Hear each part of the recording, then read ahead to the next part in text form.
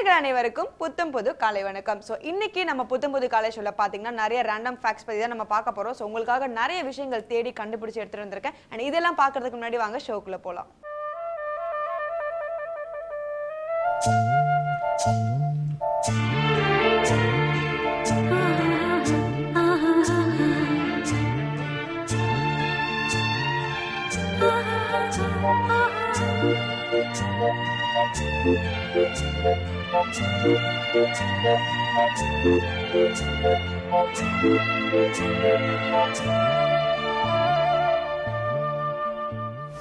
So இன்னையோட first fact என்ன அப்படின்னு பார்த்தீங்கன்னா, ஃப்ளீ இன்செக்ட் வந்து எல்லாருக்குமே தெரிஞ்ச ஒன்று தாங்க. ஸோ அந்த இன்செக்ட் பார்த்தீங்கன்னா அதோட பாடி லென்த்தை விட 350 டைம்ஸ் வந்து ஹையராக வந்து ஜம்ப் பண்ணும் அப்படின்னு சொல்லியிருக்காங்க. ஸோ இந்த ஃபேக்டை வந்து எதோட கம்பேர் பண்ணியிருக்காங்க அப்படின்னு பார்த்தீங்கன்னா, ஃபுட்பால் ஃபீல்டில் விளையாடிட்டு இருப்பாங்க இல்லையா, ஸோ அவங்க வந்து எந்த அளவுக்கு ஜம்ப் பண்ணுறாங்களோ அந்த அளவுக்கு வந்து இந்த ஃப்ளீ வந்து ஜம்ப் பண்ண முடியும் அப்படின்னு சொல்லி ஒரு சூப்பரான கம்பேரிசனோட நம்ம ஷோட ஃபர்ஸ்ட் செக்மெண்ட் பார்க்கலாம். இது சூரியோதயம்.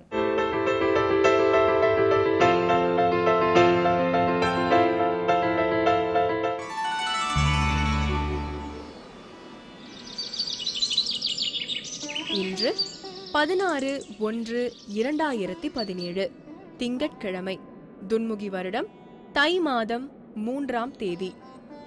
இன்று சூரியோதயம் 6:18. ராகு காலம் காலை 7:30 மணி முதல் 9 மணி வரை. யமகண்டம் காலை 10:30 மணி முதல் 12 மணி வரை. குளிகன் பகல் 1:30 மணி முதல் 3 மணி வரை. திதி பிற்பகல் 2:19 வரை சதுர்த்தி, பிறகு பஞ்சமி. நட்சத்திரம் பூரம். சுப ஓரைகள் காலை 6 மணி முதல் 7 மணி வரை, காலை 11 மணி முதல் 1 மணி வரை, மாலை 3 மணி முதல் 4 மணி வரை. யோகம் சித்த யோகம். சந்திராஷ்டமம் மகர ராசிக்கு. ஸோ யூஎஸ்ஏ அப்படின்னாலே வந்து நிறைய சாஃப்ட்வேர் ப்ரொடியூசிங் கம்பெனி இருக்கிற ஒரு கண்ட்ரி அப்படின்னு சொல்லாங்க. ஆனால் யூஎஸ்ஏ தவிர்த்து வெளியே வந்தீங்க அப்படின்னாலே அயர்லாந்து வந்து லார்ஜஸ்ட் வந்து சாஃப்ட்வேர் ப்ரொடியூசிங் கம்பெனி இந்த வேர்ல்டு அப்படின்னு சொல்கிறாங்க. ஸோ யூஎஸ்ஏக்கு அடுத்து அயர்லாந்து வந்து ரொம்ப பெரிய சாஃப்ட்வேர் கம்பெனி ப்ரொடியூசிங் கண்ட்ரி அப்படின்னு சொல்கிறாங்க. இந்த சூப்பரான ஃபேக்ட் தொடர்ந்து அடுத்ததான் நம்ம என்ன பார்க்க போகிறோம் அப்படின்னு பார்த்தீங்கன்னா, லலிதாம்பிகைக்கு 1000 பேர்கள் இருக்குது. அந்த பேர்களுக்கான காரணங்களையும் சோசனங்களையும் சொல்கிறதுக்காக இலக்கியமேகம் ஸ்ரீனிவாசன் வெயிட் பண்ணிட்டு இருக்காரு. வாங்க பார்க்கலாம். இது ஸ்ரீ லலிதா சஹஸ்ரநாமம்.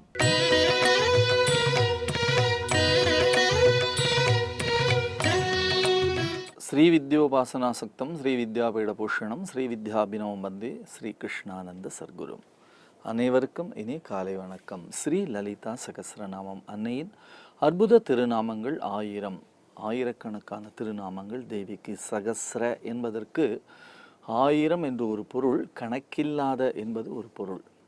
அந்த வகையிலே கணக்கில்லாத திருநாமங்கள், அதிலே 1000 திருநாமங்களை தேவியினுடைய திருநாமங்களாக நமக்கு அள்ளி வழங்கி இருக்கிறார்கள். இவை அனைத்தும் மந்திர சக்தி வாய்ந்தவை. ஆகையினாலே தான் இன்றைய திருநாமம் பராசக்தியினுடைய அற்புத திருநாமம். ஓம் மகாமந்திரேஸ்வரியாக இருக்கிறாள் என்ற பொருளிலே ஓம் சர்வமந்திர ஸ்வரூபிண்யை நமக என்கின்ற திருநாமம். ஓம் சர்வமந்திர ஸ்வரூபிண்யை நமக பராசக்தியினுடைய திருநாமம். எல்லா வகையான மந்திரங்களுக்கும் தலைவியாக இருக்கக்கூடியவளாக தேவி இருக்கிறாள் என்பது இந்த நாமத்தினுடைய பொருள். 7 கோடி மந்திரங்கள் இருக்கிறது என்று சொல்லுவார்கள். அப்படி மந்திரம் என்று சொன்னால் என்ன என்று சொன்னால், யார் அதை சொல்லுகிறார்களோ அவர்களை காப்பாற்றுவது. அதுதான் அந்த மந்திரத்தினுடைய மிக பெரிய பலன். அதுவும் வடமொழியை, சமஸ்கிருதத்தை பொறுத்த வரைக்கும் அதிலே உச்சரிப்பு மிகவும் முக்கியமான ஒரு விஷயம். அந்த வகையிலே சரியான வகையிலே உச்சரித்து இந்த மந்திரத்தை யார் சொல்கிறார்களோ அவர்களை காப்பாற்றுவது. வேதங்களெல்லாம் மந்திரங்களாகி அந்த மந்திரங்களிலே முக்கியமான விஷயங்களை எடுத்து அவற்றை நாமாக்களாக நமக்கு வழங்கி இருக்கிறார்கள். ருத்ரம் என்று சொல்லக்கூடிய அற்புதமான எம்பெருமானுடைய புகழை பேசக்கூடிய ஒரு மந்திரம் ஸ்ரீருத்ரம் என்று சொல்வார்கள். 4 வேதங்களிலே ருக்வேதம், யஜுர்வேதம், சாமவேதம், அதர்வண வேதம் என்று சொல்லுகிறோம் இல்லையா? அப்படி அந்த 4 வேதங்களிலே அதர்வண வேதம் பிரயோக வேதம் என்பதனாலே அந்த 3 வேதங்களை கணக்கிலே எடுத்துக்கொள்வார்கள். அப்படி யஜுர் சாமம் என்பதிலே யஜுர்வேதம் மிகுந்த முக்கியமான ஒரு வேதமாக கருதப்படுகிறது. அந்த யஜுர் வேதத்திலே நடுவிலே இருக்கக்கூடியது ஸ்ரீருத்ரம் என்று சொல்லக்கூடிய அருமையான பகுதி. எம்பெருமானுடைய பெருமையை, எம்பெருமானுடைய புகழை, ருத்ரம் சமகம் என்று சொல்வார்களே, அந்த புகழை சொல்லக்கூடியது. அந்த புகழை சொல்லக்கூடிய அந்த ஸ்ரீருத்ரத்தினுடைய நடுவிலே வரக்கூடிய அருமையான மந்திரம் ஓம் சிவாயச்ச சிவதராயச்ச என்று சொல்லக்கூடிய மந்திரம்.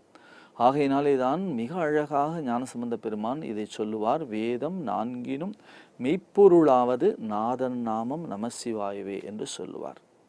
அப்படி ஒரு மந்திரம் இருக்கிறதே, அதை எப்படி வைத்திருக்கிறார்கள்? காஞ்சி மகா சுவாமிகள் சொல்லுவார்கள், ஒரு உயர்ந்த பொருள், அந்த உயர்ந்த பொருளை நாம் என்ன செய்கிறோம்? ஒரு பெரிய பெட்டி எடுத்து அதற்குள்ளாக ஒரு சின்ன பெட்டி வைத்து அதற்குள்ளாக ஒரு சிறிய சம்படம் வைத்து அந்த சம்படத்திற்குள்ளாக இந்த உயர்ந்த பொருளை வைத்து நாம் மூடி பாதுகாப்பு செய்வது போலேதான் இந்த சிவா என்று சொல்லக்கூடிய நாமம். சிவ என்று சொன்னால் சிவபெருமான், சிவா என்று சொன்னால் பராசக்தி அம்பிகை. அப்படி சிவனும் சிவாவுமாக சிவசிவா என்று சொல்லுகிறோமே, அம்மையையும் அப்பனையும் அழைக்கக்கூடியதாக அப்படி நான்மறை சேர் திருநாமங்கள் மிக அழகாக சொல்லுவார் அபிராமிப்பட்டர். பைரவி, பஞ்சமி, பாசாங்குசை, பஞ்சபாணி, வஞ்சரு உயிரவி, உண்ணும் உயர் சண்டி, காளி, ஒளிரும் கலா, வைரவி, மண்டலி, மாலினி, சூலினி, வாராகி என்றே செய்யிரவி நான்மறை சேர் திருநாமங்கள் செப்புவரே என்று சொல்லுவார். நான்மறை புகழக்கூடிய திருநாமங்கள் தேவியினுடைய திருநாமங்கள். இந்த மந்திரங்களை நாம் சொல்லுவதன் மூலமாக நமக்கு அது மிகப்பெரிய அரணாக, மிகப்பெரிய பாதுகாப்பாக இருக்கிறது. நமக்கு எது பாதுகாப்பு? எத்தனையோ வகையான இன்சூரன்ஸ் கம்பெனிகள் இருக்கிறது. அவை சொல்லுகிறார்கள், உங்கள் வாழ்க்கைக்கு நாங்கள் பாதுகாப்பு தருகிறோம் என்று சொல்லி. எது பாதுகாப்பு? உலகத்திலே யார் எப்படியெல்லாம் காப்பாற்ற முடியும் என்று சொன்னால், இறைவனை தவிர யாரும் யாரையும் எப்பொழுதும் எப்படியும் காப்பாற்ற முடியாது. 24 மணி நேரமும் கண் இமை போலே நம்மை காத்து கொண்டிருப்பது இறைவனுடைய பேரருள்.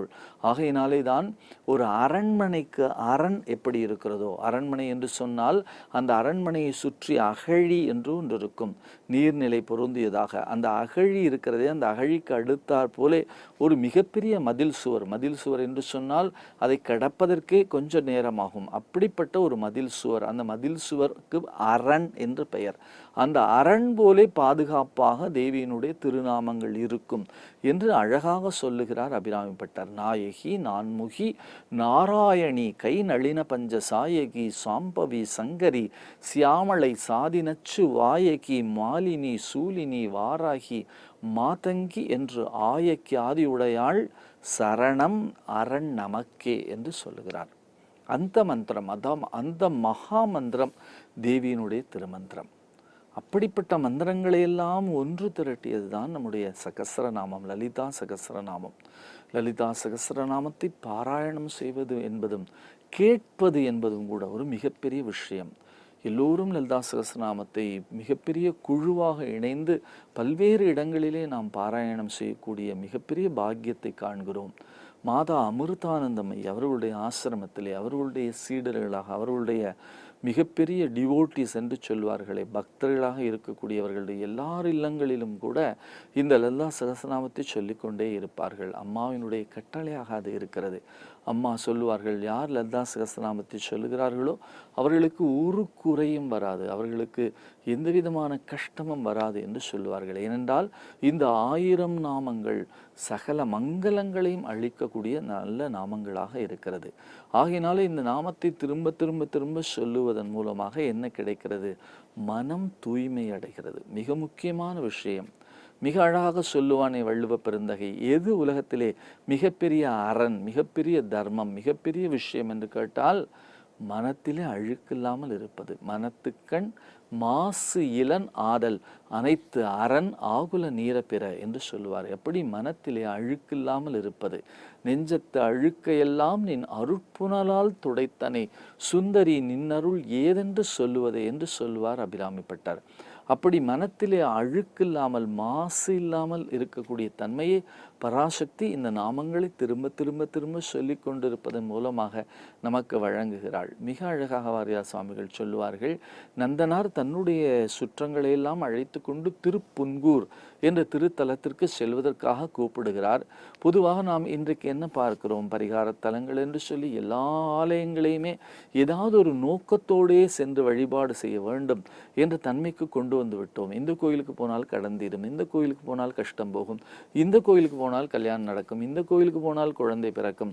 இப்படியாக ஆலயங்களை ஏதோ தரக்கூடிய விஷயங்களாக மாற்றிவிட்டோம். ஆலயத்திற்கு சென்றால் என்ன கிடைக்கும்? வாரியாசாமி சொல்லுவார், நந்தனார் இடத்துல கேட்டார்களாம் எல்லோரும், நாங்கள் திருப்புன்கூருக்கு வந்தால் என்ன கிடைக்கும் என்று சொன்னார்களாம். நந்தனார் சொன்னாராம், உள்ளது போகும் என்று சொன்னாராம்.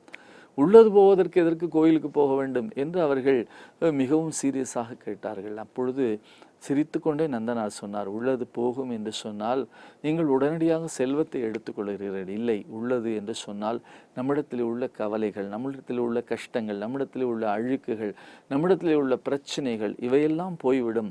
இவையெல்லாம் போனாலே சந்தோஷம் தானாக உள்ளே வந்துவிடும். ஏற்கனவே இவையெல்லாம் தான் நம்முடைய மனத்தையும் நம்முடைய இல்லத்தையும் அடைத்து கொண்டிருக்கிறது. இவையெல்லாம் வெளியிலே போன பிறகு அந்த இடத்தை சந்தோஷம், மகிழ்ச்சி, ஆனந்தம் இவையெல்லாம் உள்ளே புகுந்து ஆக்கிரமித்து கொள்ளும். ஆகையினாலே தான் உள்ளது போகும் என்று சொன்னார் அவர்.